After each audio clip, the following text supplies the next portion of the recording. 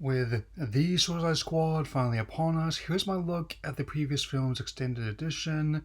So whenever I look at alternate cuts of the movie, I will be going over the differences between the original, so let's open it up. Open up Black Site, Prison in Louisiana, with the background music set to the animals' Hush Rising Sun. The facility, known as Belle Reve, contains a few of the mercenaries we're about to see as part of Task Force X, including Harley Quinn, doing gymnastics to assault a cover of You Don't Own Me. This leads to a scene from incarceration, and Margot Robbie's take on the characters, honestly one of my favorite versions and one of my favorite DCU characters overall. Elsewhere, we introduced Amanda Waller, played by Viola Davis, meeting a steakhouse set to Rolling Stones, Smith of the Devil.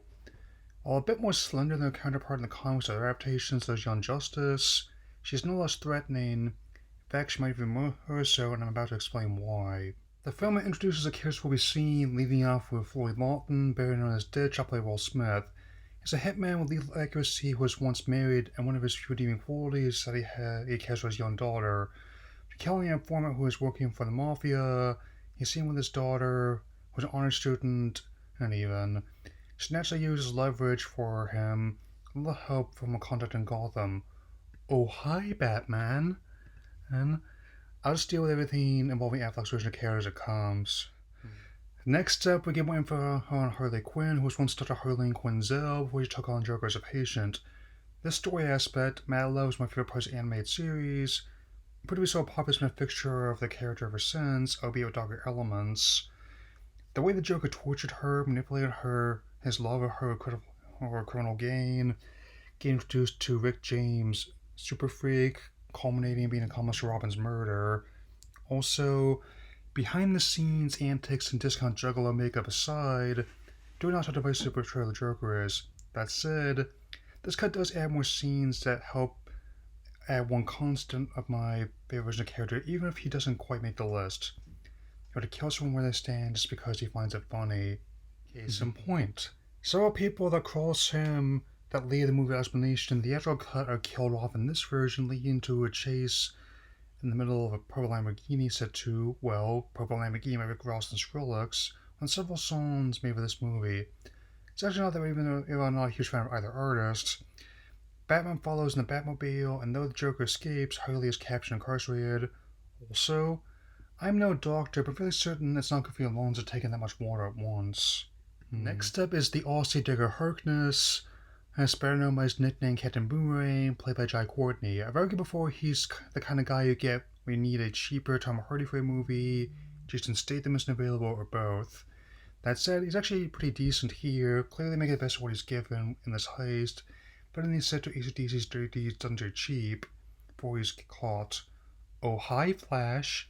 I'll just deal with Miller's standalone movie as it comes. And I'm eager to see Michael Keaton as Batman again in the film.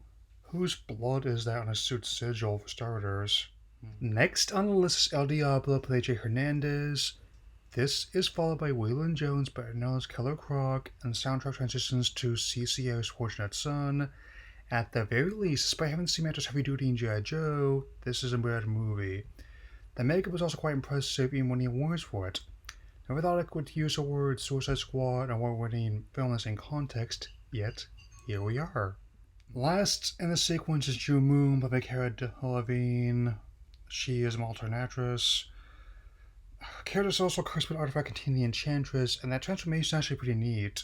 The Enchantress is also a brother named Incubus, no relation to the 90s rock band, and is in love with Argus Colonel Rick Flag, played by Joel Kinnaman. When the Pentagon is skeptical of Waller's plan, they do decide to implement it after Incubus makes his move. Flag makes his way to Belle Reve to inspect the recruits. Waller lays out the terms of their agreement. If they succeed, they will be granted clemency. If they fail, their brains will be fried by an EMP chip implanted inside them, and their existence will be denied.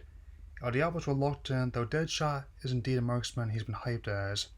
Flag isn't happy about having to work with criminals and supervillains, but Waller basically tells him he has no say in the matter. Elsewhere, Mullen and Belle Reve, played Mad TV's Ike Barinholtz, covers with Joker about Harley and the other members of Task Force X.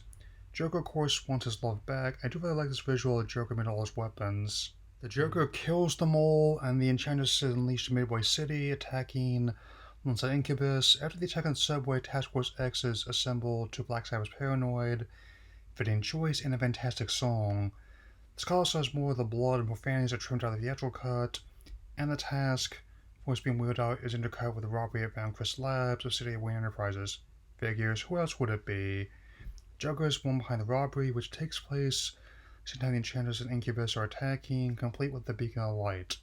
Honestly, the Ghostbusters reboot, Team T on the Shadows, and this movie was over 2016 in Beacons of Light. The task force suits up at the airport, and even though I wasn't sure what to think of the redesign of Harley's costume at first, it did grow on me, especially given how many cosplayers I saw as that version after this movie came out. I also really like Will Smith's deadpan title drop, as I often do, the use of M&M's Without Me and Separation with the White Stripes. Let's pick up two more recruits. Chris Slipknot Weiss by Adam Beach, and Katana by Ken Fukuhara. Much like how they got an actual Japanese actress to play her, and the costume influenced by her new 52 design as well as the real-life Sukeban subculture. Though I'm not familiar with most of the comic runs, I at least know enough about these characters to understand how they work in this film. Whether it's bigger names like Harley or Killer Croc, or more cultish characters like Deadshot and Katana, I do like the variety of characters as mercenaries here. This movie has also been seen as an unofficial adaptation of Payday 2: The Heist. I have not played that game, but I know people that have, so I can see where they're coming from. The task force choppers into the city to know when green bombs spew in the sky, and they're crash lighting, come across the grunts. Basically, they're a putty patrol or Chitauri, whatever you want to call them. They do dispatch a few of the soldiers, though Slipknot is fried for trying to breach the perimeter.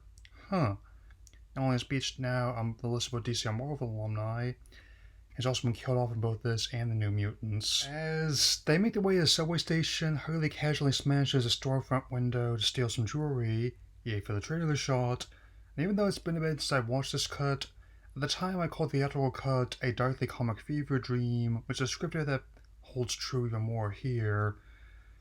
Example, we get another flashback scene to this version where Quinzel confronts Joker on a freeway. When an angry trucker accosts them, Quinzel shoots him. This cut was released as unrated, and given the R rating of the new movie, violence and tone do not bother me at all.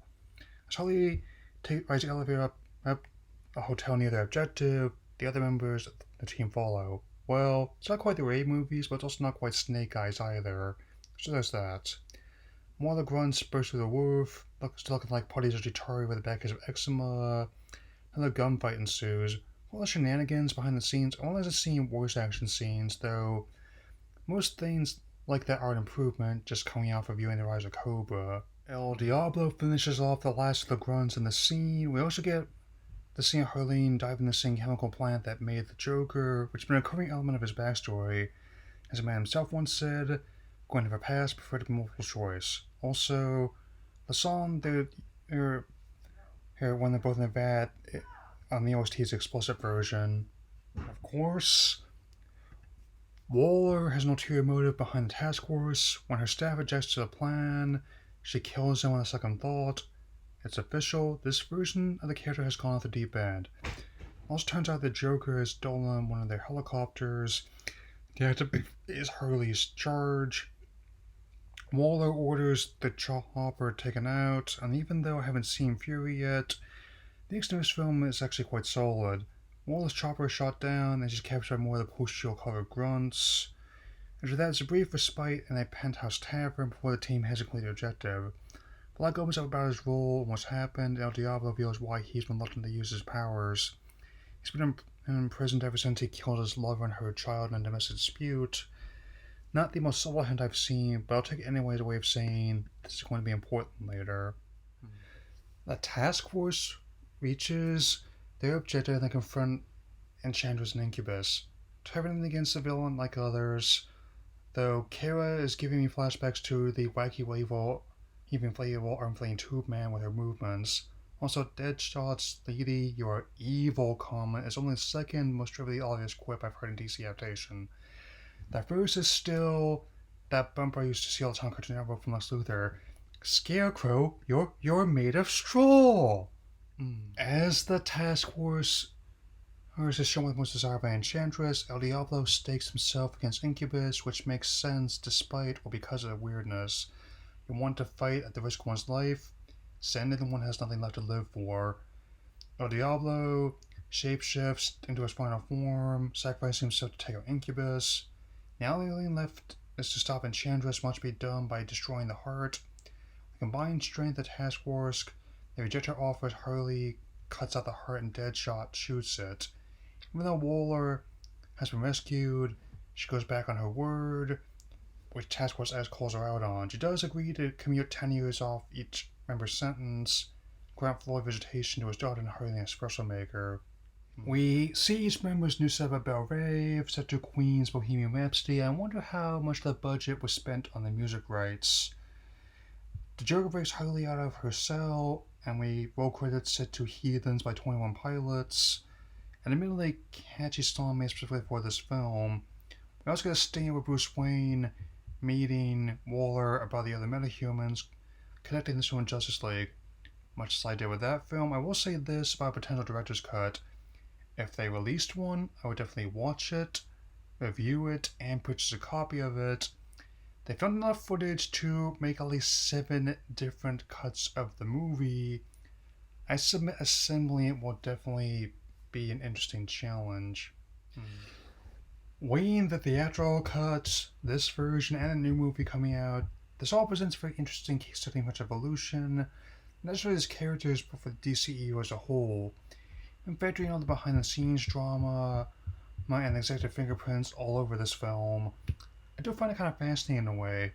It's not my favorite film in the franchise. I do find it kind of interesting to look back on, especially as a new one. It's one of the few movies to not have its release date reshuffled around over the past year. We'll be going this weekend with a spoiler review drafted for early September.